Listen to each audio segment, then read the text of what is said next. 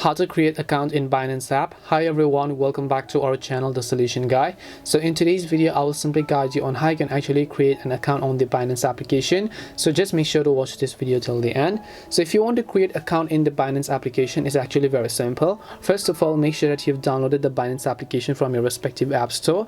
And then once you've done that, I'm just going to open up Binance. And if you already do have an account, by the way, you could just tap on the login button to sign into your account respectively, right? But since we're new to Binance, I'll just tap on the option called sign up with phone or email. So just tap on sign up over here. Now over here, you simply want to make sure to enter the email address that you want to use for your Binance account. So I'll just go ahead and enter the email address.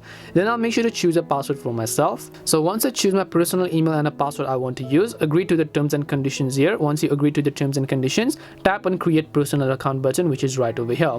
So basically when you tap on the create personal account, it will ask you to verify your email address. So in this case, you can see I have received a code, right? So I'm going to go to my email over here and then check whether I have received any type of email from Binance. So I'll just go to that specific email.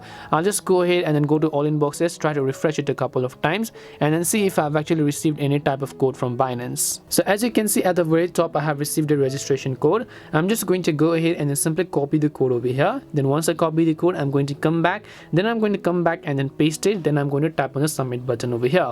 So once I've verified my email address, the other processes will require me to verify my phone number, my address and so on. But just to give you a basic context, my Binance account has actually been successfully created. Now I can simply move on to the other processes. That's all it takes to go ahead and then create a Binance account right from the Binance application.